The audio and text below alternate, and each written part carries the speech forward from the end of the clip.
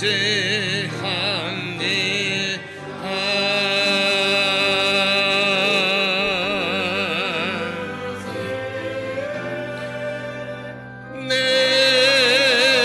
삶의 위로와 참 평안 주시는 주님을 의지합니다.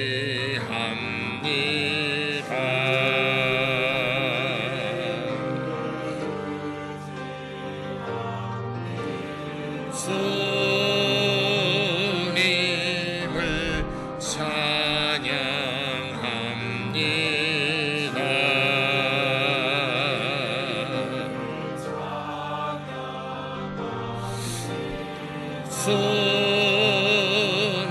주님을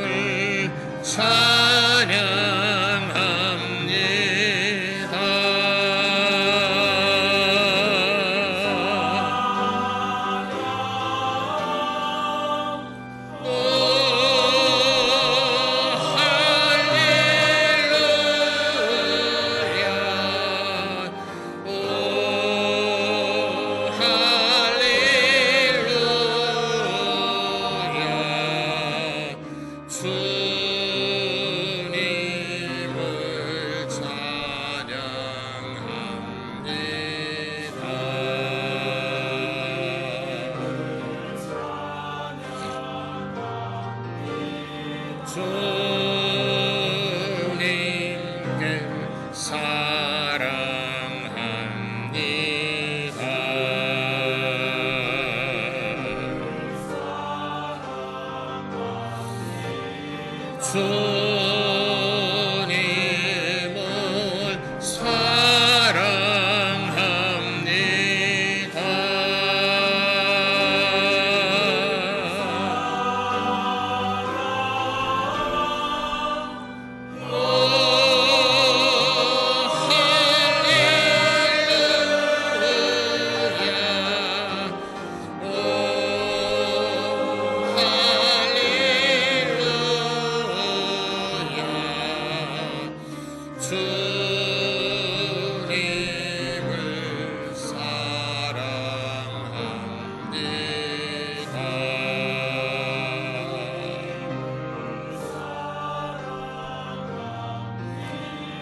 주님을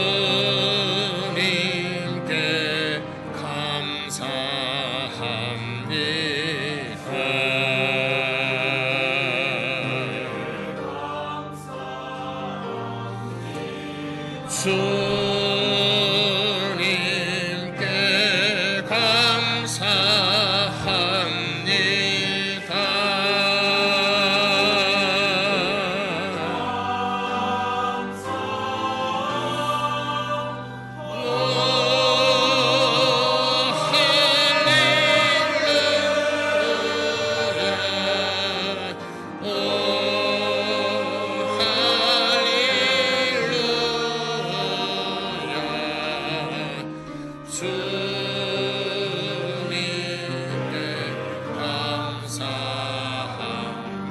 주님께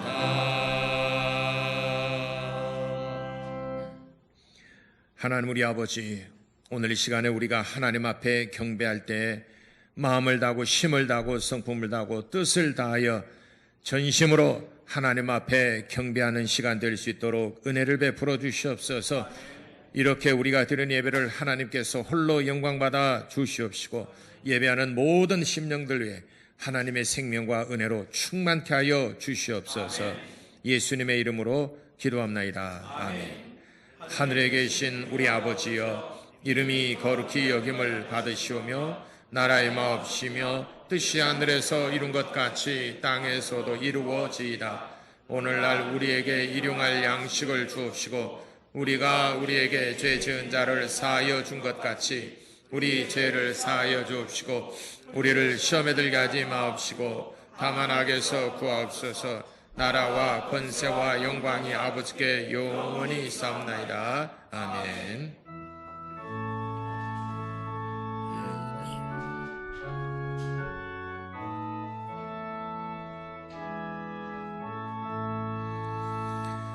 찬양하라 내 영혼아, 찬양하라 내 영혼아, 온 마음과 정성 다하여 주 찬양하라.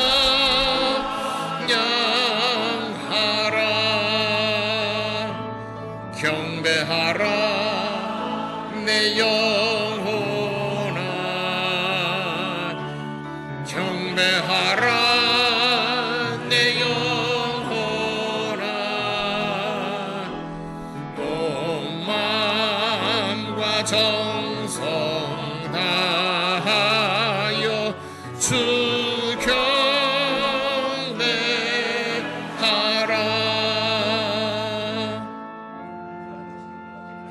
우리 하나님 아버지, 또 우리에게 한량없는 은혜를 베풀어 주시옵소서.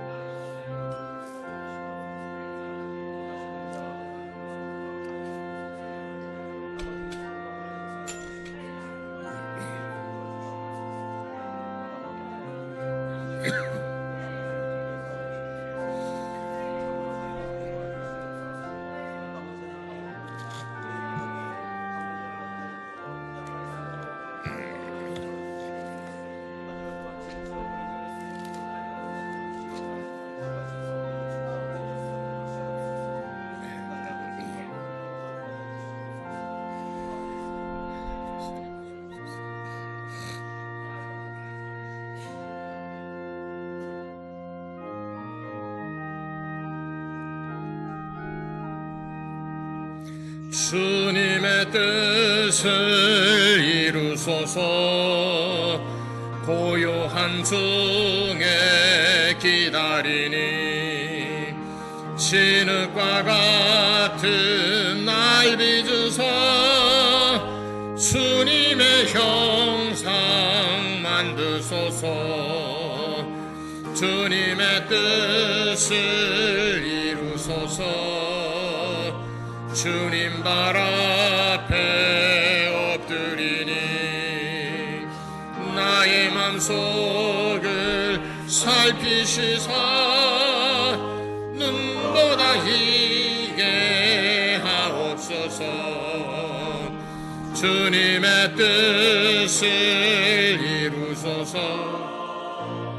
병들어 몸이 피곤할 때 전능의 손을 내게 펴사 눈보다 자여 주옵소서. 주님의 뜻을 이루소서. 온전히 나를 주장하사 주님과 함께 동행함을 만민이 알게 하옵소서.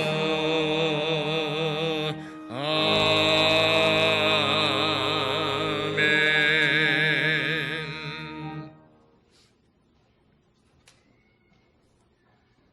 참으로 고마우신 하나님, 세상 가운데 버려두지 아니하시고 이와 같이 주님 전에 불러주시니 참으로 감사를 드립니다. 이 시간 함께한 모든 성도들 심령 가운데 친히 자정하시고 주님만을 바라보며 주님만을 예배하는 귀하고 복된 시간 되게 하여 주시옵소서. 주님, 코로나19로 인하여 우리의 일상이 무너지고 우리의 삶이 변화되고 있는 지금 혼란과 걱정과 근심 가운데 있습니다. 그러나 그럴수록 더욱 주님만을 의지하고 주님만을 바라보게 하시며 우리의 심령을 더욱 강건하게 붙잡아 주시옵소서. 사랑하는 주님, 이 땅에 교회를 세우시고 주님의 사랑을 깨닫게 하심에 참으로 감사를 드립니다. 기쁨과 헌신이 넘치는 교회, 성도 간의 사랑이 넘치는 교회 되게 하여 주시옵소서. 교회 각 기관마다 맡기신 직분을 잘 감당케 하시고 성령님의 축복이 이 교회 가운데 넘치게 부어 주옵소서. 사랑하는 우리 목사님, 선포하는 모든 말씀 앞에 말씀의 권세와 능력으로 붙잡아 주시고 말씀을 더욱 사모하게 하시며 마음이 둔하여 혹여나 예배 가운데 주님의 임재하심을 깨닫지 못하는 어리석음을 갖지 않게 도와 주옵소서. 주님, 특별히 중고등부 청년 자매들을 기억하시고 믿음의 자녀로 세워주시고 정말로 지혜와 총명과 명철을 허락하시어 앞날의 밝은 빛으로 인도하여 주옵소서. 이 시간 준비한 찬양대 찬양이 오직 창조주 하나님만을 찬양하는 은혜로운 찬양이 되게 하여 주옵소서. 영원한 생명으로 인도하여 주실 것을 믿사오며 예수 이름으로 기도하옵나이다. 아멘.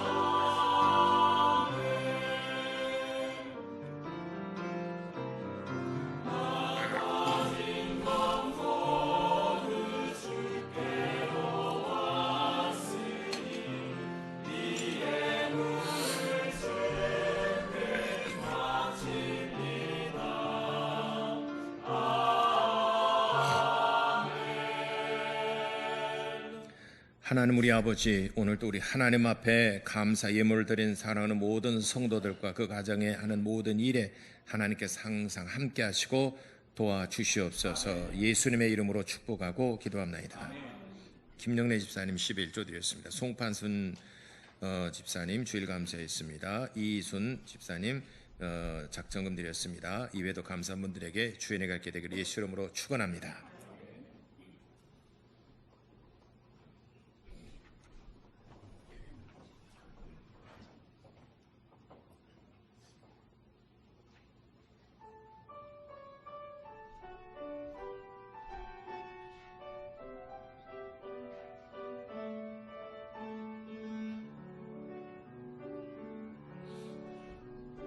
호산나 다윗의 자손이여 찬송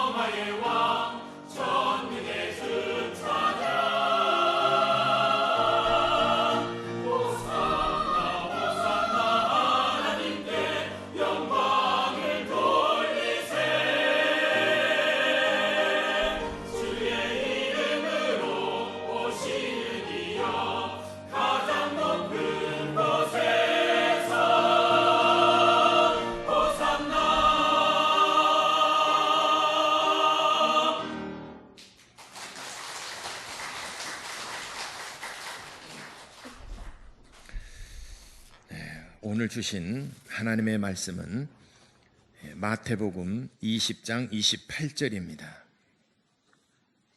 마태복음 20장 28절 한 절 우리 다 같이 합독하시겠습니다. 시작. 인자가 온 것은 섬김을 받으려 함이 아니라 도리어 섬기려 하고 자기 목숨을 많은 사람의 대속물로 주려 함이니라. 아멘. 하나님은 섬김을 받으시는 분이시다. 두 번 합시다. 시작. 하나님은 섬김을 받으시는 분이시다. 하나님은 섬김을 받으시는 분이시다. 우리가 하나님께 예배한다 할 때에 예배를 받으시는 대상이 있습니다. 우리가 경배할 때, 찬양할 때, 기도할 때 누구에게 찬양하고 누구에게 기도하며 누구의 도움을 바라는가? 우리가 드리는 예배를 누구에게 드리는가? 그 대상을 분명히 알고 예배하는 성도 여러분 되시기를 바랍니다. 세상에 많은 종교가 있지만은 내가 지금 경배하는 대상이 누구인가? 이걸 알 때, 우리가 경배를 받으시는 분을 알 때 우리의 신앙이 더 깊어지고 더 우리의 마음을 다하고 온 힘을 다하여 우리의 마음을 쥐어짜서 드리는 예배를 할 수 있는 것입니다. 그런데 예배를 받으시는 분이 누구인 줄을 모른다면은 자기 마음대로예요. 자기 생각대로 이렇게 하면 되겠. 전부 다 자기 입장에서 생각합니다. 이렇게 하면은 하나님 기뻐하시겠지. 섬김은 섬김을 받으시는 분의 뜻대로 하는 것이 섬기는 겁니다. 여러분, 이제 그 5월달이면 5월달이 이제 오늘 마지막 날 5월달 다 지냈는데 5월달 여러분 참 고생 많으셨죠. 5월이면은 어린이날 있죠. 어버이날 있죠. 또 무슨 날이죠? 스승의 날 있죠. 또요. 예. 뭐 만난 지 100일 되는 기념일이죠. 또 뭐 결혼 기념일이죠. 여러분 주로 5월달 결혼 많이 하잖아요. 그죠? 날씨 좋으니까. 그리고 또 5월달 또 결혼한 사람들 있으면은 또 이제 찾아봐야 되죠. 5월달이 이렇게 행사들이 참 많습니다. 근데 어버이날 때 여러분들이 선물 받을 때 뭐가 제일 좋아요? 어버이날 때 선물 받을 때, 자녀들한테 선물 받을 때 뭐가 제일 좋아요?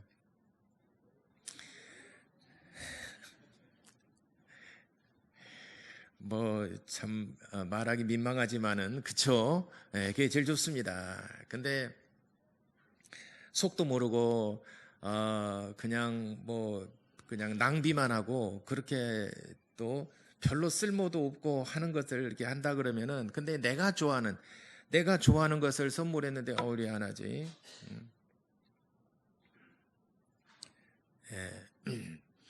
그 옷이나 뭐 이렇게 액세서리 선물하는 게 참 어려워요. 왜냐면 현금으로 드리는 것은 제일 쉬워요. 왜냐하면 다 똑같으니까. 근데 옷이나 뭐 이게 패션하는 거나 액세서리 하는 게 참 그 사람 취향을 알아야 되거든요. 제가 그 청년 때 우리 어머니 그 어버이날 때 뭐처럼 제가 뭐 스카프 뭘 하나를 해드렸어요. 근데 어머니가 안 하고 다니시더라고요. 우리 엄마가. 그래서는 좀 마음에 신경이 쓰여요. 그래서 좀 지난 다음에 물어봤어요. 엄마 왜 내가 사준 거 스카프 그거 안 해? 그랬더니 색깔이 마음에 안 든다는 거예요. 그대로부터 안 해드렸어요. 네. 그래서 왜? 그랬더니 좀 화사한 색을 해야지 뭐 희부덕덕하니 뭐 이거 뭐 이게 저희들 생각에는 고상한 색깔 있잖아요. 파스텔 톤의 고상한 색깔이라고 했는데 어머니는 그런 색깔 안 좋아하고 좀 새뜩하고 화사한 색깔을 좋아하신다 하더라고요. 우리 같이 사는 우리 엄마하고 나하고도 안 맞아요. 그게 이게 하기가 이게 참 쉽지 않잖아요. 그래서 그때부터는 그냥 현금으로 돈으로 드려요. 그냥 받는 사람을 기쁘게. 우리가 예배할 때도 예배를 받으시는 분에게 합당한 예배를 드려야 됩니다. 우리의 마음대로 하는 것이 아니라. 그러니까 신앙은 받으시는 분이 있고 경배하는 자가 있습니다. 이게 조화를 잘 이루어야 됩니다. 어떻게 하나님을 영화롭게 하고 어떻게 하나님을 잘 섬겨야 될 것인가 하는 그 지침서가 성경이에요. 성경이 그 지침서고 성경이 매뉴얼이에요. 성경이 그렇게 다 나와 있습니다. 근데 성경은 덮어놓고 성경은 모르고 자기 생각과 또 자기가 원하는 것들, 자기 정성을 따라서 하게 되면은 가인의 제사처럼 하나님께서 받으시지 않는 거절하는 제사를 드릴 수가 있어요. 자기는 정성을 다하는 것 같지만은 하나님과 코드가 안 맞아요. 그러면은 하나님 앞에 이 예배가 상달될 수 없는 것입니다. 하나님은 경배를 받으시는 분이시다. 하나님은 섬김을 받으시는 분이시다. 그런데 하나님께서 그의 아들 예수 그리스도를 세상에 보내셨습니다. 예수께서 이 땅에 오신 것은 하나님과 동등하신 분이신데, 그가 하나님과 동등하신 분이시지만은 하나님과 동등됨을 취할 것으로 여기지 아니하시고 자기를 비워서 종의 형체, 곧 우리 인간과 똑같은 모습으로 이 땅에 오셨으니 곧 그는 우리의 모든 죄를 짊어지시고 십자가에 피 흘려 죽으심이라. 빌립보서 4장에 말씀하셨습니다. 하나님의 아들이시면은 하나님과 동등하신 분이시고 하나님과 인격이 같으신 분이신데, 그가 이 땅에 그리스도로 오셔서 예수께서 그리스도가 되셔서 예수께서 그리스도로 오셔서 하나님의 아들이 인자로 이 땅에 오셔서 오늘 말씀하시는 것은 내가 섬김을 받으려고 온 것이 아니다. 내가 섬김을 받으려고 이 땅에 여기까지 찾아온 것이 아니고 내가 너희를 섬기려고 왔노라. 섬김을 받으시는 분은 하늘에 계신 분이시고 섬기려고 내가 이 땅에 왔느니라. 여러분 그렇잖아요. 인사를 갈 때 이게 설날이나 명절 때 되게 되면은 또 생일 때 인사로 하러 갈 때는 낮은 자가 윗사람에게 인사를 갑니다. 그러니까 명절이 되게 되면은 자녀들이 다 부모님 계신 곳으로 고향으로 가지 않습니까? 그래서 윗사람을 공경하고 윗사람을 찾아보고 또 문안하는 것이 당연한 것이죠. 왕세자 교육 가운데 새벽에 일어나서 맨 먼저 몸을 씻고 맨 먼저 하는 일이 아버지께 문안하는 일부터 시작합니다.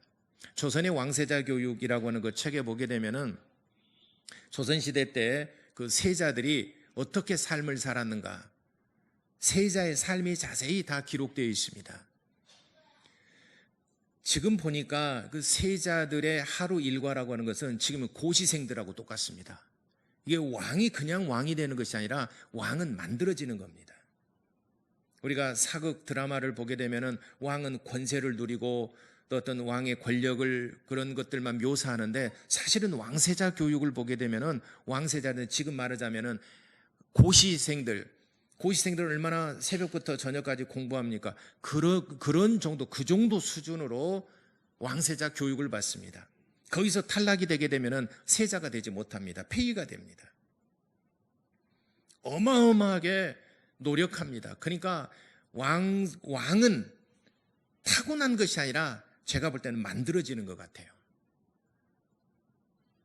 그 어려운, 그 힘든 과정을 이겨내고 그걸 극복해야 세자가 왕위를 계승합니다. 그걸 이겨내지 못하면은 왕이 되지를 못합니다. 그러니까 왕은 물론 타고나서 이제 왕의 아들로 태어난 것이 첫 번째겠지만은, 그러나 왕이 되기까지는 만들어지는 겁니다.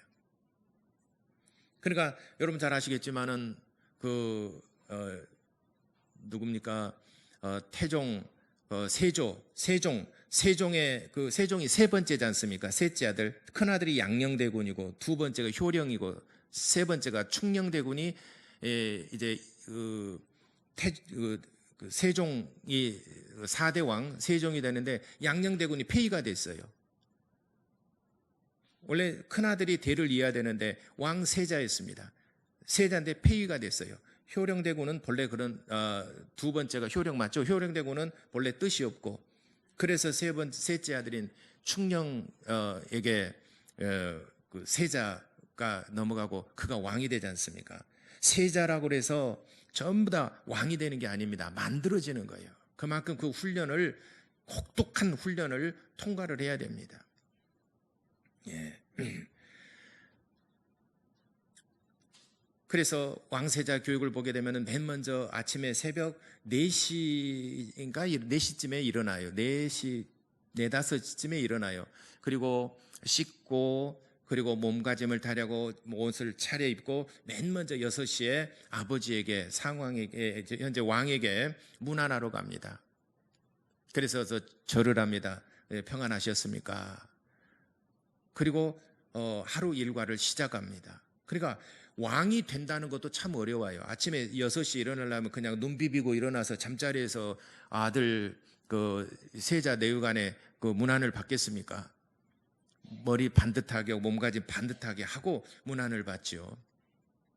어른 된다는 것도 어렵지만 섬김을 받는 이도 자세를 갖춰야 되고 거기에 합당하게 해야 되지만은 섬기는 자도 참 애쓰고 수고하고 노력해야 되는 것입니다. 그래서 그와 같이 우리가 하나님을 섬길 때에 섬기는 자의 마음가짐과 그 자세가 굉장히 중요합니다.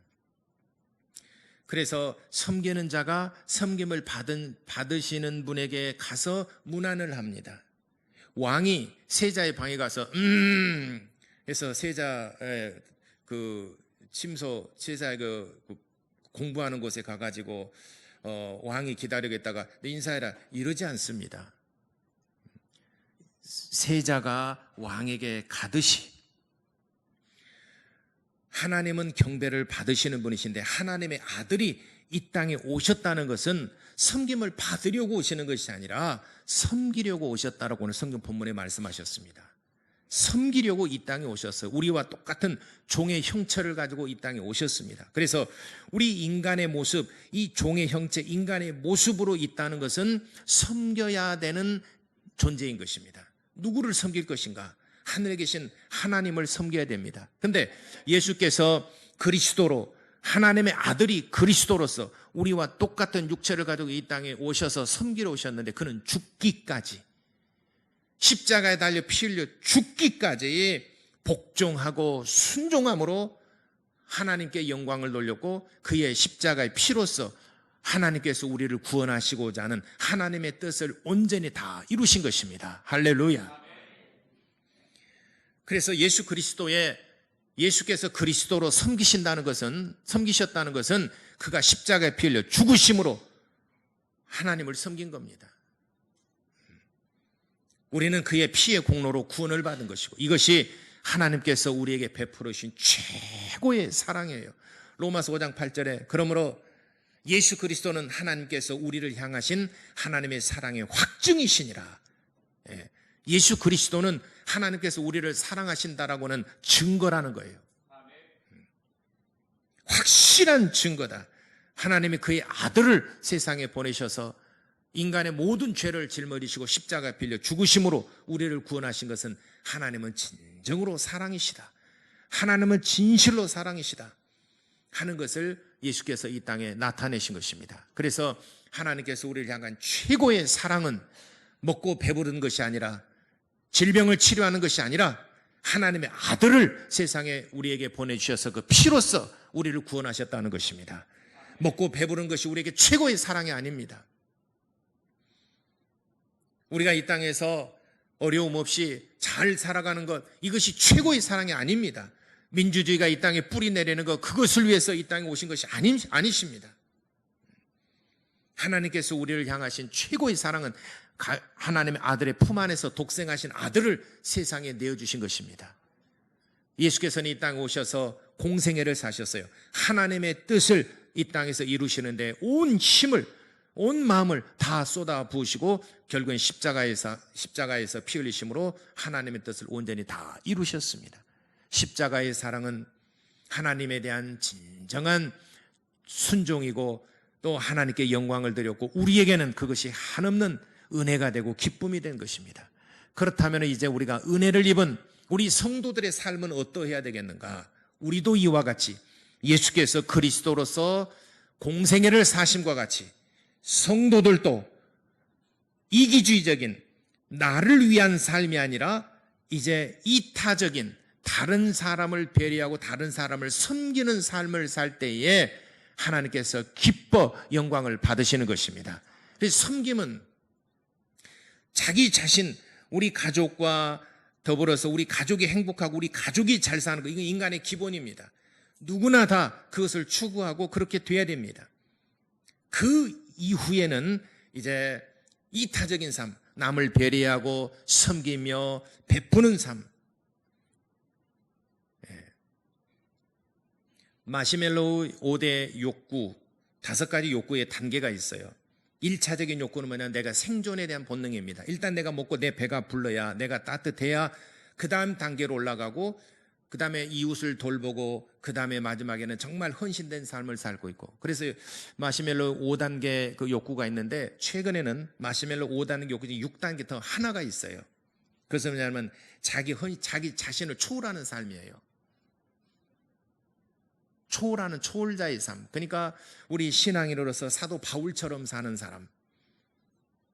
마지막에 6단계는 가장 최근에 이제 마시멜로가 얘기한 건 아니지만 마시멜로는 5단계 욕구를 얘기했지만 그 이후로 학자들이 하나를 더 추가를 하는 것이 플러스 알파가 하나가 더 있어요. 거기까지는 이르지 못한다 하더라도 내가 내 가족과 더불어서 따뜻한 밥 먹고 행복하게 잘 사는 것, 이건 인간의 1차적인 욕구입니다. 가장 누구나 다 원하는 것입니다. 그러나 하나님께서 우리 성도들에게 요구하는 것은 그런 단계만 머물러 있는 것이 아니라 이제는 베푸는 삶, 성도들의 공생애를 사는 것, 사는 삶을 하나님이 원하시는 것입니다. 그래서 타인을 위한 삶, 내 자신만 아니라, 그래서 혹시 이런 말 하죠. 야, 돈 벌어서 남 주냐? 공부해서 남 주냐? 아니, 공부 좀 해라. 공부해서 남 주냐? 남 주기 위해서 공부도 해야 되고, 돈은 버는 것도 남 주기 위해서 돈을 벌어야 되고, 그런 어떤 가치관이 바뀌어지시기를 바랍니다. 돈 벌어서 나와 내 자식들 잘 먹고 또 내 자식들 뒷바라지 해주고, 그는 가장 인간의 본능적인 욕구를 만족하는 것이고 그건 1차적인 욕구입니다. 그러나 이제는 2타적인 삶, 돈 벌어서, 돈을 버는 이유가 뭐냐? 베풀기 위해서. 권력과 명예를 얻은 이유가 뭐냐? 베풀기 위해서. 남을 지배하고 다스리고 그걸 내 재산을 소유로 만들어서 내 자식, 또 내 가족들과 더불어서 행복하기 위해서 사느냐? 나는 이제 조금 어려우니까 이제는 안정을 취하고 난 다음에 그 다음에 할게요. 평생 내 욕심의 바다를 채우지 못합니다. 우리의 마음의 만족함이라는 것은 없어요. 전도서 1장에 그랬지 않습니까? 내 마음에 만족함이 없어요. 눈은 보아도 족함이 없다라고 그랬습니다. 모든 것을 소유해도 족함이 없습니다. 여러분이 새로 이 집을 하나 장만해서 이게 리모델링하고 해서 좋은 집에 딱 들어갔습니다. 이제는 넓은 집에 딱 들어갔으면 여러분 행복하죠? 행복해요. 저도 처음 이제 일반 그 상하방에서 살고 또 이렇게 그 상하방에서 살고 그다음에 그 주택에서 살다가 아파트로 처음으로 21평짜리 아파트로 처음에 들어가니까 야, 진짜 천국이 돼요. 그렇게 좋았어요. 아파트에서 산다는 것이. 근데 21평 살고 이제 또 크다 보니까는 너무 좁고 불편하고 또 금방 식상합니다. 가구들도 낡아져가고 금방. 여러분도 처음에 집 들어갔을 때는 좋았지만은 가구들 뭐 이거 전부 다 낡아져가고 그러지 않습니까? 만족함이 없는 겁니다.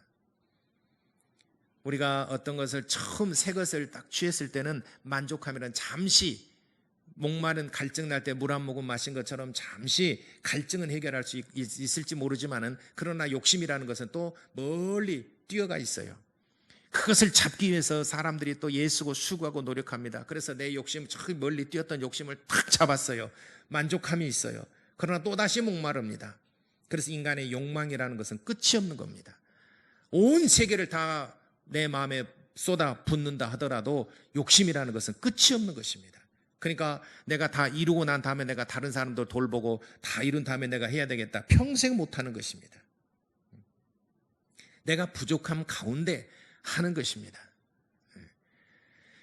제가 그 유니세프 그 광고가 자주 나오는데 유니세프 광고에 안성기 씨가 나오고 김혜수도 나오고 또 김연아 씨도 나오고 하는 그 유니세프 광고가 있어요. 그 광고 한번 잠깐 보실까요? 유니세프는 세계 이게 돕는 그 단체지 않습니까? 어린아이들 또 어려운 그 아프리카나 오지에 있는 사람들 돕는 단체입니다. 유니세프 광고 한번 보고 우리도 오지에 있는 사람들 봅시다. 자, 당신에게 두 손이 있는 이유는 한 손은 스스로를 돕기 위해, 다른 손은 타인을 돕기 위해서입니다. 손을 잡아주세요. 당신의 손이 영양실조로 생명을 잃어가는 아이삭의 됐어요. 작은 됐어요. 병원이 되도록. 손을 잡아주세요. 네, 됐어요. 자, 그리고 맨 처음에 자막 보셨죠? 이 할머니 누군지 아세요? 다시 한번 보세요. 아니, 저 처음에 그 사진 보세요. 사진. 한 손은 아니, 다시 그 사진 제가 보내드린 그 할머니 사진 있잖아요. 두 커트인가요? 그거 한번 보세요. 자세히 좀 더 이 할머니예요. 누군 줄 아세요? 두 번째 사진 한번 봐보세요. 예쁘죠? 안 예뻐요? 예뻐요. 아마 아시는 분은 뭐 다 이제 뭐 이 얘기들 하는데 보세요. 이분이 누구냐면은 사진 또 다음 사진 한번 보세요. 이분이었습니다. 누굽니까? 모르세요? 다시 다른 사진 한번 보세요. 사진이 좀 이렇게 좀 나왔네. 예. 단가요, 이 사진이? 그렇죠? 예, 됐습니다. 오드리 헵번입니다. 1953년도에 그 로마의 휴일로 데뷔를 했습니다. 그래서 이 처음에 그 영상에 보면은 그 유니세프 홍보대사 친선 홍보대사 오드리 헵번 그 자막에 나옵니다. 다시 한번 보세요. 그 영상 한번 보세요. 영상.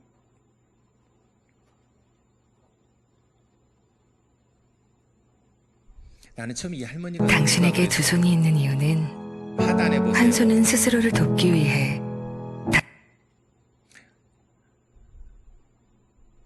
이름 저기 아래 써졌죠. 조그마한 글씨로. 저 할머니가 누군가 봤더니 오드리 헵번이에요. 내가 좋아하는 오드리 헵번. 나는 늙은 할머니 모습의 오드리 헵번이 아니라 로마의 휴일에 나왔던 오드리 헵번. 가장 아름다운 영화 티파니에서 아침을 창가에서 그 야경을 내려다보면서 부르는 문 리버 부르는 오드리 헵번. 그리고 사랑과 전쟁에서 나왔던 오드리 헵번. 너무 예쁘잖아요. 자, 이제 저 영상 끄고 저 보세요. 오드리 헵번이 저렇게 늙으셨구나. 근데 제가 오드리 헵번이 왜 유니세프 홍보대사로 나왔을까 궁금하기도 했어요. 젊은 날의 모습만 저는 생각을 했거든요. 오드리 헵번.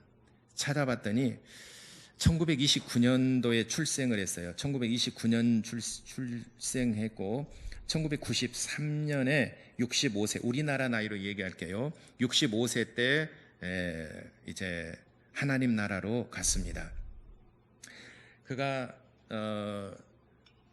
미국 영화협회가 선정한 미국 영화 배우 가운데 가장 위대한 여배우 3명 중에 한 명이에요. 그 중에 한 명인 엘리자베스 테일러 아시죠? 양지 바른 언덕인가? 그 에덴의 동쪽 제임스 딘하고 같이 나왔던 영화인가?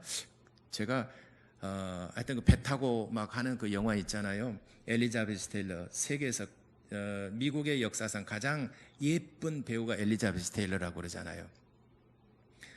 근데 엘리자베스 테일러와 더불어서 3대 아름다운 여성 가운데 한 명인데 엘리자베스 테일러보다도 3살 언니예요. 오드리 헵번이. 근데 가장 외모로 아름다운 엘리자베스 테일러가 오드리 헵번을 향하여 말하기를 하나님이 보낸 이 땅에 보낸 천사다 이렇게 얘기를 했습니다. 그 마음씨가 얼마나 곱고 얼마나 정말 아름다운 삶을 살았든지. 뭐 이 사람에 대해서는 그 오드리 헵번에 대해서는 뭐 여러분이 뭐 더 많이 알고 있고 아마 또 팬들도 있을 거예요. 저도 오드리 헵번 팬 중에 한 사람입니다. 오래됐지만은.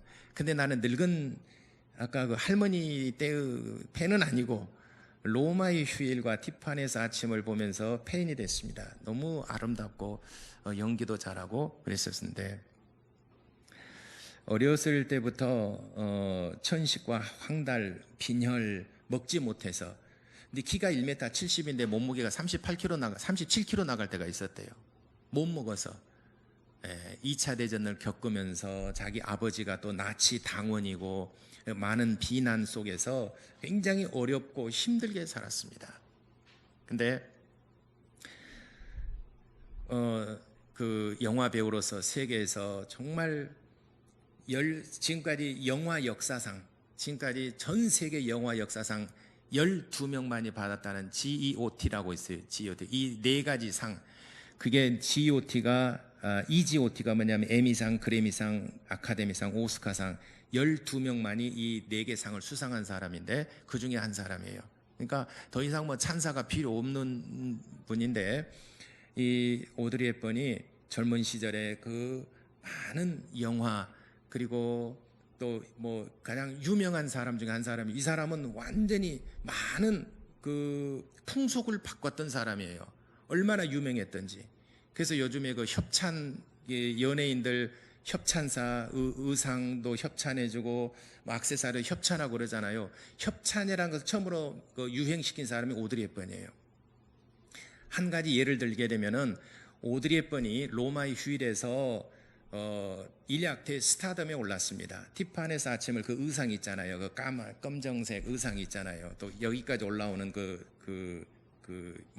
장갑 있잖아요. 이런 의상들을 전부 다 지방시라고 하는 그 의류에서 협찬을 해줬습니다. 그리고 이 사람은 자기 가든 것을 항상 되돌려줬어요. 그래서 협찬이라는 것이 처음으로 그 유명한 영화 배우에게 협찬사가 지방시입니다. 오드리 헵번에. 그래서 그 유행시킨 사람이 오드리 헵번이에요. 그래서 지방시가 전 세계적으로 정말 유명한 브랜드가 되게 된 게 오드리 헵번 덕분입니다. 이렇게 정말 세계적으로 유명한 영화 배우 중에 한 사람인데 그가 이제 은퇴를 하고 1988년부터 죽을 때까지 그러니까 60세 되던 해부터 65세까지 아프리카 친선 대사 홍보 대사 또 섬기는 대사로서 활약을 했습니다. 근데 이 오드리 헵번이 그 돈과 자기 재능만 기부한 게 아니라 아프리카 전역을 돌아다니면서 직접 어린 아이들과 더불어서 소통하고 또 이렇게 돕고 이런 일들을 그리고 전 세계 돌아다녀서 모금 운동을 해서 그들에게 돕고 엄청난 일들을 했습니다. 그래서 1988년부터 60세 되던 해부터 유니세프 대사가 되어서 그렇게 활동을 했습니다. 그러다가 63세 되던 해에 소말리아에서 봉사하다가 대장암이라고 하는 그 발병이 되었습니다. 대장암. 그런데 그때 제대로 치료를 받지 못하고 왜냐하면 이 오지에서 있다 보니까 이 어린아이들을 놔두고 올 수가 없어요. 시간이 조금 지체되고 그러는 사이에 결국은 이 대장암으로 죽습니다. 65세 되던 해에 결국에는 세상을 뜨게 됩니다. 그래서 아프리카의 희망이고 특히 소말리아에서 이렇게 봉사활동하다가 대장암 판정을 받고 2년 후에 투병 생활하다가 죽었습니다. 그래서 세상을 떠나기 전에 두 아들이 있는데 한 사람은 60년생이고 한 사람은 70년생이더라고요. 보니까 또 그 후로 또 아들이 있나 모르겠는데 두 아들이 있는데 두 번째 아들, 둘째 아들이 우리 한국에도 왔어요. 세월호 참사가 있고 2015년도에 팽목항 근처에 세월호 기억의 숲이라고 하는 것을 조성을 했는데 거기에 또 둘째 아들이 와서 기부를 했어요. 그러면서 왜 이 아들들이 이렇게 또 어머니의 뜻을 이어받아서 이게 봉사활동을 하는가? 오늘 제가 소개하고자 하는 것은 오드리 헵번이 죽기 전에 아들에게 남긴 유언 8가지가 있어요. 이것이 굉장히 유명했는데 저는 몰랐었어요. 저는 오드리 헵번 홍보대사, 저 영상을 보고 저 할머니가 누구지?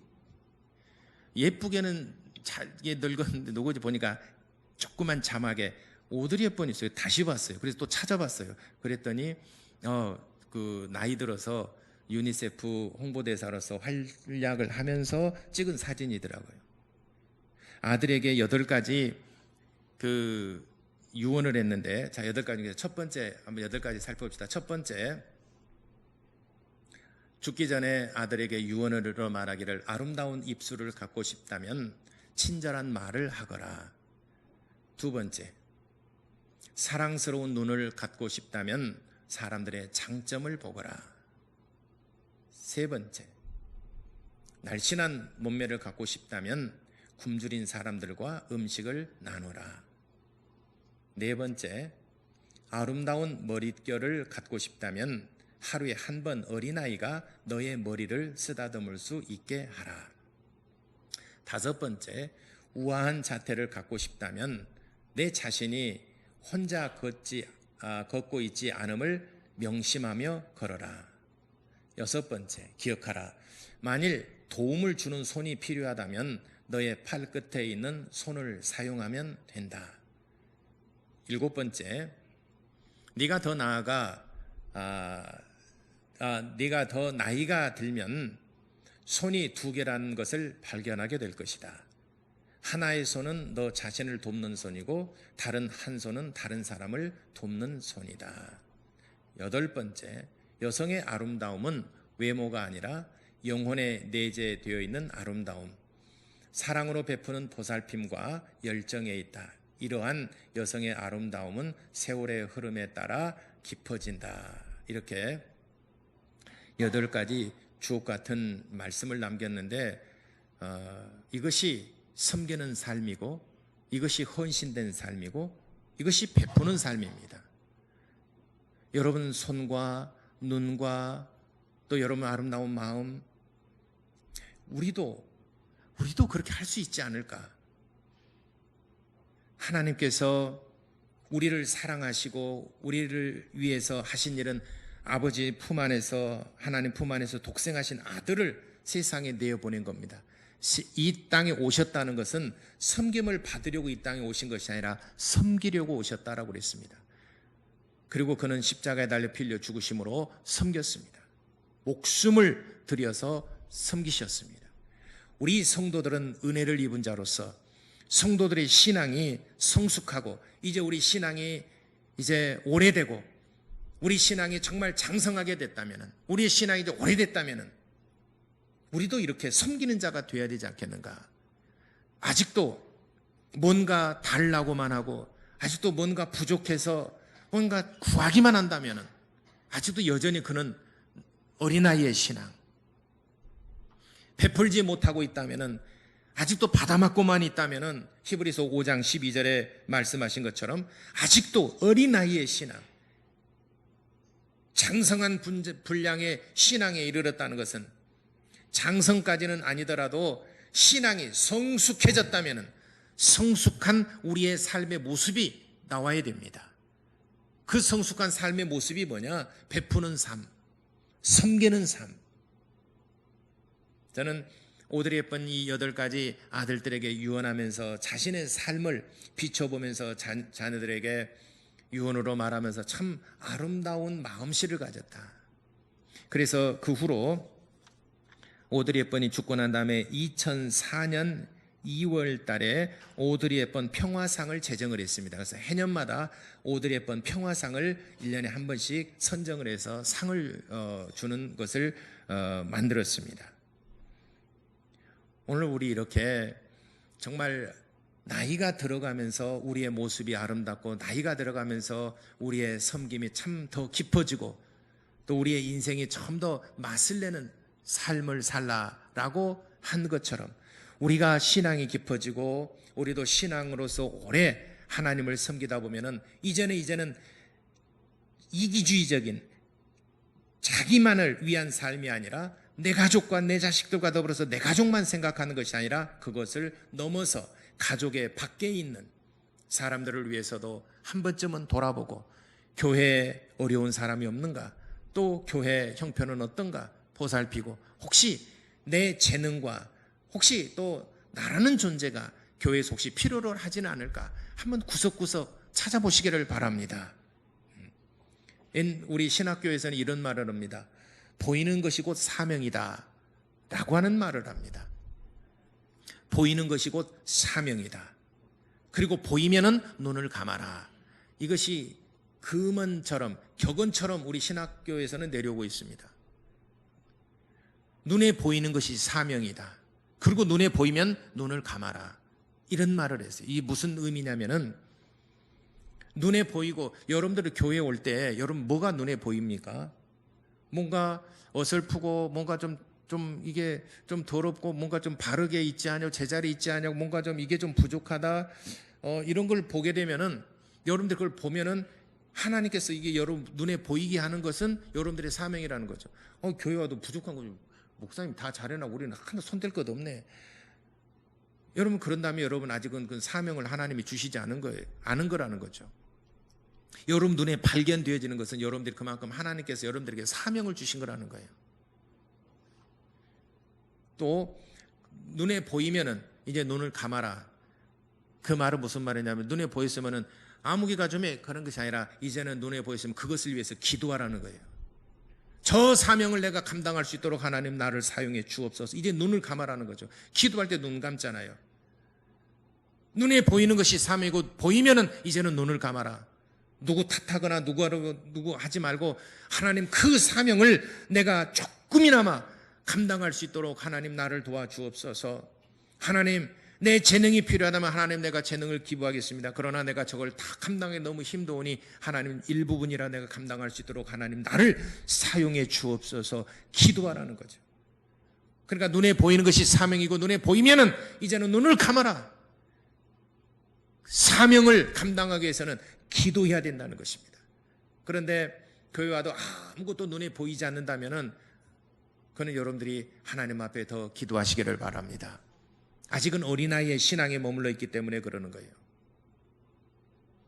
저는 여러분 가정에 신방을 가게 되면은 신방 갈 때마다 여러분 가정이 어쩌면 그리 깨끗한지 몰라요. 뭐 제자리에 다 반듯하게 있고 정말 목사 집안이 회개해야 되겠다. 우리 집은 집구석인데 우리 성도들의 집안은 정말 깨끗하고 좋다. 이런 생각 안 해도 손 볼 것도 없어요. 깨끗하니까. 저는 손님으로 여러분 가정에 가잖아요. 근데 우리 집안에 들어오게 되면 집구석이에요. 이것도 해야 되고 저것도 해야 되고 아이고 저것도 해야 되고 저거 해야 되는데 할 일이 많아요.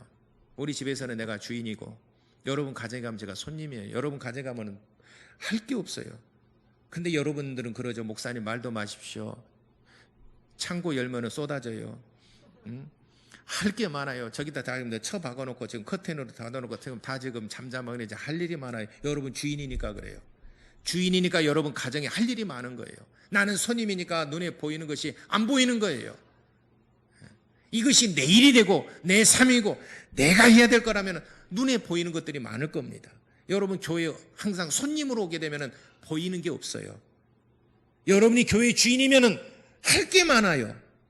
여러분들이 교회 손님으로 한 번씩 왔다 둘러보고 오고 가고 한다 그러면은 여러분 손님은 눈에 보이는 게 없어요. 할 게 없어요. 제가 여러분 가정 신방하게 되면 할 게 없다. 너무 깨끗하다니까요. 근데 우리 집만 들어오면 집구석이라니까요. 이것도 해야 돼, 저것도 해야 되고, 이건 삐뚤어지니까 언젠가는 봐야 되는데 피곤해가지고 내일 해야지, 다음에 해야지 하면서 못하는 게 많아요. 베란다도 치워야 되고 앞베란다, 뒷베란다, 방도 오르고 뭐고 숲바다 언젠가 하면 다 털어야 되는데 먼지가 쌓였는데 커튼도 한번 이거 닦아야 되는데 할 일이 많은데 피곤해서도 못하겠고 나중으로 미루고 할 일은 많아요. 여러분 가정에서도 여러분이 주인이기 때문에 할 일이 많고 피곤하고 바쁘고 해서 다 일을 못해서 그러지 마음에는 할 일이 많아요. 여러분 집안에서는. 그러니까 집에 들어오게 되면 피곤하고 할 일이 많잖아요. 그렇습니다.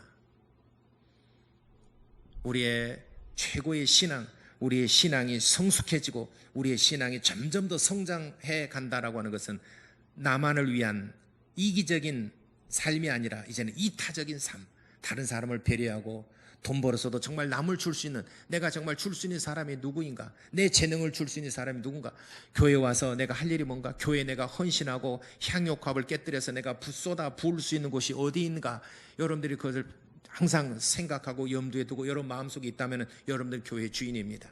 그렇지 않고 교회 와서 아무것도 보이는 것이 없다면 여러분 여전히 영원 지금까지 계속 손님으로만 있는 것입니다. 자기 집 주인은 할 일이 많아요. 저도 우리 교회 보게 되면 교회에 정말 하고 싶은 일, 정말 해야 될 일들 할 일이 많아요. 어제는 정말 많이 했습니다. 어제는 우리 장로님들과 우리 집사님들 와가지고 교회에 왔습니다. 왜냐면은 이제 6월 14일부터 식사가 이제 점심 식사하고 오후 예배를 시작하지 않습니까? 그러면 준비를 해야 됩니다. 그래서 주방 뭐 싹 드러내고 깨끗이 정리를 하고 해서 지금 준비하는 중에 어제는 정말 좀 바빴습니다. 여러분, 하나님의 최고의 사랑은 하나님의 아들 예수 그리스도를 세상에 보내셔서 그 피로써 우리를 구원하신 것이고, 성도의 최고의 신앙은 나를 위한 삶을 넘어서 타인을 위한 삶. 그래서 섬기고 성도들을 섬기며 교회 안에서 봉사의 일을 하고, 그러므로 주의 몸된 교회를 세워가는 성도가 하나님을 진심으로 섬기는 성도인 것입니다. 오늘 예수님께서 말씀하신 것처럼 인자가 오는 것은 섬김을 받으려고 하는 것이 아니라 오히려 섬기려고 하고 자기 목숨을 많은 사람들을 위하여 대속물로 주려 함이니라 말씀하신 것처럼, 예수께서 공생애를 사신 것처럼 우리도 성도들의 공생애, 성도들도 정말 주의 몸된 교회를 위해서, 성도를 위해서 또 베푸는 삶, 섬기는 삶, 여러분들의 눈에 보이는 것이고 사명이고, 그것을 위해서 여러분들이 눈을 감고 간구하고 하나님을 여러분들이 잘 섬기는 성도 여러분 되시기를 예수 이름으로 축원합니다. 기도하겠습니다. 하나님, 내가 하나님을 영화롭게 하며 말과 혀로만이 아니라 내 삶을 통해서 하나님을 영화롭게 하며 하나님을 잘 섬기는 삶을 살 수 있도록 하나님 나를 도와달라고 우리 다 같이 기도하시겠습니다. 하나님 우리 아버지, 우리 사랑하는 모든 성도들이 하나님을 영화롭게 하며 하나님을 잘 섬기는 믿음의 성도들이 될 수 있도록 도와주시옵소서.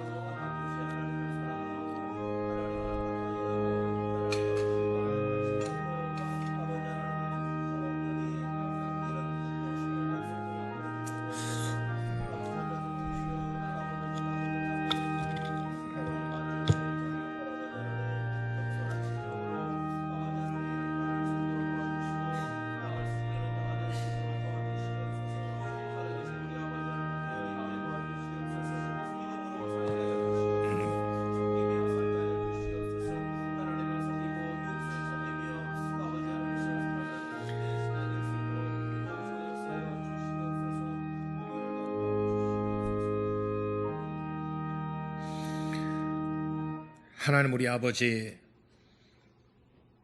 예수께서 공생애를 통하여 하나님께 영광을 드리고 우리 인류를 구원하신 은혜가 넘쳐난 것처럼, 이제는 우리의 성도의 공생애 삶을 통해서 하나님을 영화롭게 하며 잘 섬기며 주님의 몸된 교회를 위해서 헌신하며 섬기며 성도들을 돌아볼 수 있는 믿음의 성도들이 될 수 있도록 도와주시옵소서. 예수님의 이름으로 기도합나이다. 찬송가 212장입니다.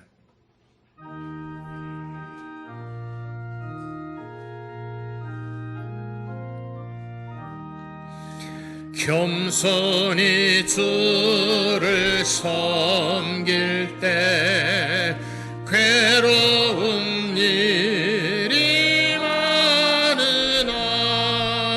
구주여 내게 힘주사 잘 감당하게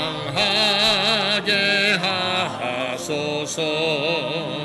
인자한 말을 가지고 사람을 감화시키며 갈 길을 잃은 무리를 잘 인도하게 하소서. 구주의 귀한 인내를 깨달아 알게 하시고 굳건한 믿음 주셔서 늘 승리하게 하소서. 장래의 영광 비추사 소망이 되게 하시며 구주와 함께 살면서 참 평강 얻게 하소서.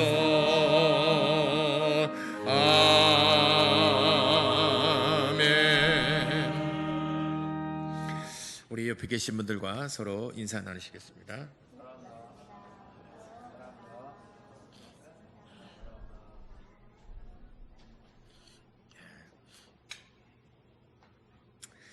교회 소식을 몇 가지 말씀드립니다. 예배 전에 우리 장로님이 말씀하신 것처럼 그 사회적 거리두기 계속 유효합니다. 그러나 그 간격이 예전보다는 한참 피크에 올라갔을 때보다는 거리가 조금 가까워졌지만 사회적 거리를 유지하는 것은 계속 유효합니다. 그래서 그렇기 때문에 우리 교회당이 그렇게 크진 않기 때문에 좀 촘촘합니다. 그래도 1m 간격은 기본적으로 유지해야 되기 때문에 그 앞에 하얀 스티커를 붙여놨어요. 그래서 제일 가 쪽에 앉으신 분들은 가 쪽에 좀 붙어주시고 중간에 그 사이드에 3분의 2 지점에 앉으신 분들은 꼭 앞에 3분의 2 지점 보시고 앉아주시면 정말 고맙겠습니다. 왜냐 그러면은 저번에 10명 아래로 내려가고 한 명도 발생하지 않을 때는 코로나 바이러스가 곧 끝날 것처럼 보였지만 그전엔 50 몇 명, 어제는 또 39명 지금도 심상치 않게 여기저기서 계속 감염 환자들이 발생하고 있습니다. 교회도 만약에 이렇게 추세로 한다면 다시 또 잠정 중단을 해야 될 그런 위기가 올지 모릅니다.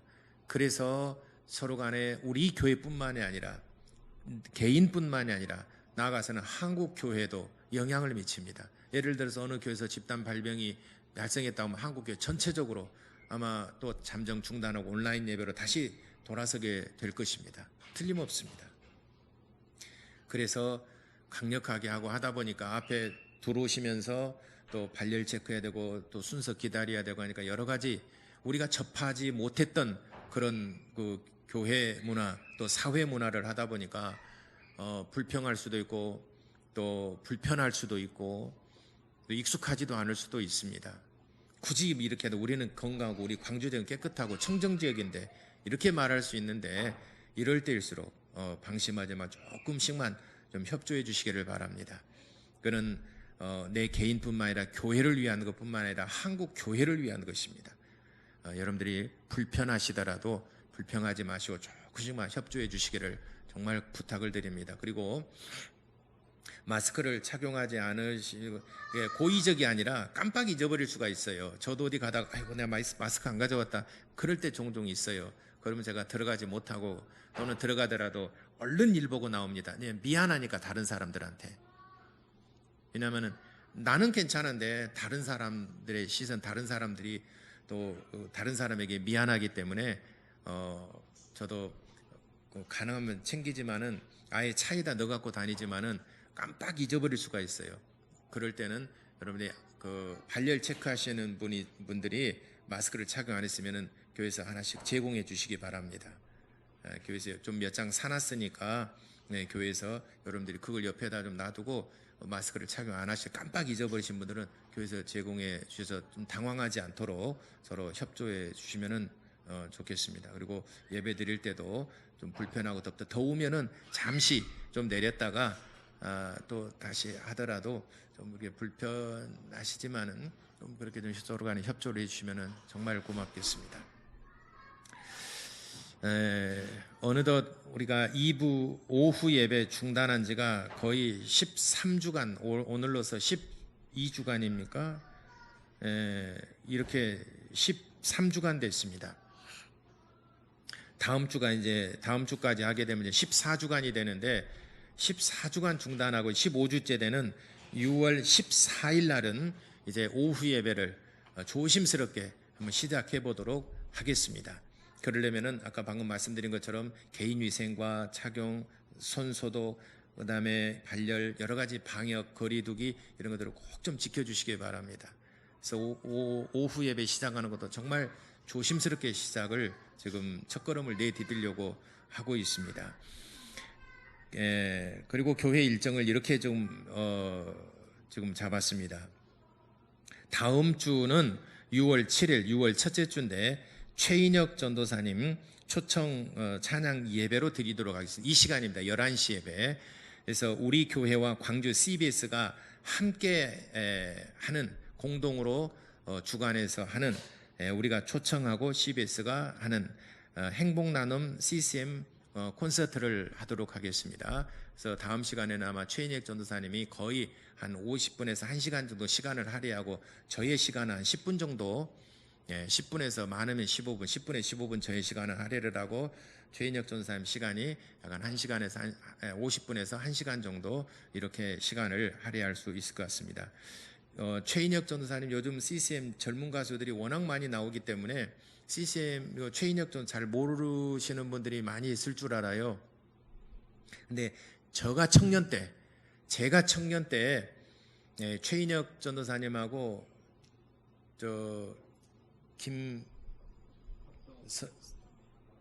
박종호 장로님하고 양대 산맥이었어요. 여러분 박종호 장로님 잘 아시겠지만 최인혁 전사님은 박종호 장로님은 20대 때 소리가 정말 너무 완벽하고 아름다웠습니다. 대신에 반면에 최인혁 전사님은 정말 감미로워요. 목소리가 너무 감미로워요. 타고난 목소리가 있어요. 그래서 당시에 최인혁 전도사님하고 박종호 장로님은 스타일은 전혀 다르지만 또 협연도 하고 아주 둘이 굉장히 절친입니다. 그래서 그때 당시 저희 청년 때 당시에는 최인혁 전도사님의 찬양이 아주 굉장히 인기가 있었고 그랬는데 어느덧 세월이 30하고도 몇 년이 지났습니다. 거의 40년 가까이 지나다 보니까 이분도 많이 늙으셨더라고요. 그래서 그래도 모처럼 우리 CBS에서 이제 CBS에서 아마 그 찬양 콘서트를 교회마다 하는 것 같아요. 그래서 우리 교회에 다음 주에 초청을 해서 찬양하도록 예배 드리도록 하겠습니다. 그래서 이날을 우리가 지금 열린 모임을 못 했잖아요. 지금 코로나 바이러스 19로 인해서 열린 모임을 못 했는데 그래도 전방에 초청주일은 한번 해야 되겠다. 열린 모임은 비록 못 했지만 행복나눔 축제는 초청주일은 그래도 한 번은 해야 되지 않겠는가 해서 6월 7일 날 11시 예배 때 초청주일로 정해서 하겠습니다. 그래서 그날 새로 오신 분들은 이렇게 소정에 저번에 우리 열린 모임 끝나고 행복나눔 축제 때 또는 행복나눔 해피데이 축제 때 그 선물을 드린 것처럼 그렇게 해서 선물도 드리도록 하겠습니다. 그래서 다음 주는 이 찬양 예배 때 여러분들이 행복나눔 축제와 겸해서 같이 하니까 여러분들이 주변에 여러분 초청하신 분들 꼭 같이 함께 초청해 주시고 해주시기 바랍니다. 그러면은 어떤 분이 그래요. 자리가 너무 부족하면 어쩝니까? 그랬더니 아이고 그렇게까지도 많이 기대 안 해요. 근데 보니까 자리들이 많이 비어요. 지금도 듬성듬성하게 빕니다. 그래서 다음 주는 좀 더 많이 오실 것이니까 안내하시는 분이 앞자리부터, 여기도 지금 한 대여섯 자리, 여기도 대여섯 자리 막 열 몇 분 정도는 더 앞에 앉을 수 있으니까 앞쪽부터 좀 자리를, 빈 자리 없이 앞쪽부터 좀 앉을 수 있도록 그렇게 안내를 해 주시기를 바랍니다. 그리고 다음 주 지내고 그다음 6월 14일은 드디어 오후 예배를 회복하는 날로 정했는데, 이날은 전반기 헌신 예배로 드리도록 하겠습니다. 이 전반기 헌신 예배 때 물질 봉헌을 하는 것은 이제 우리 그 교회 차량 4587, 지금 그 차가 어디로 가죠? 첨단 쪽에 가는가요? 그 차가 제일 노후됐어요. 그래서 여러분 꺾을 때 보면 삐걱 소리가 나요. 여러분 이쪽에 움직일 때 삐걱 소리 나고, 어제 나는 이게 두동강이 나버리지 않는가. 작년에 여름 수련회 갔다가 한번 또 그 고장 나가지고 견인해 가지고 여기 와서 고치고 막 그랬는데, 그 차를 이제 너무 노후돼 가지고, 그때가 2008년식인가 그럴 거예요. 2008년식인가 그런데 그 차가 너무 노후돼서 그 차를 교체하도록 그렇게 할 생각입니다. 그래서 전반기 헌신 예배와 오후 예배 회복은 6월 14일 이렇게 하도록 하겠습니다. 여러분들이 이렇게 잘 교회 행사 또 진행될 수 있도록 여러분들이 기도 부탁을 드립니다. 이게 또 바이러스가 감염되고 또 이렇게 나라 전국이 어지러워지게 되면은 이제 정말 어려워질 수 있어요. 다시 한번 부탁의 말씀드립니다. 개인 위생과 또 그 캠페인 하는 거 여러분들 잘 좀 따라주시기를 바랍니다. 그리고 그 외에는 특별한 광고는 아직은 없습니다. 예, 우리 이제 마치겠습니다. 다 같이 일어나셔서 찬양하시겠습니다.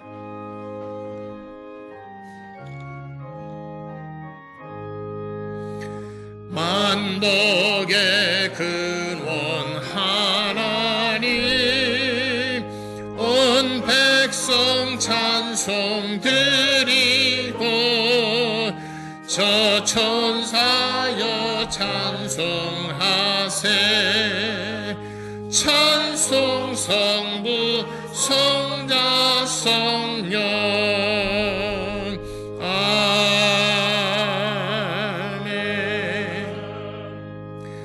이제는 우리 주 예수 그리스도의 은혜와 하나님 우리 아버지의 극진하신 사랑과 성령님의 감화 감동하시고 교통하심이, 예수께서 그리스도로서 섬기는 공생애를 사셨던 것처럼 우리도 성도의 공생애를 통하여 섬기며 베풀며 하나님께 영광을 돌리는 삶을 살리라고 마음에 다짐하는 모든 성도들과 그의 가정 외조로부터 영원토록 함께 있을지어다. 아멘.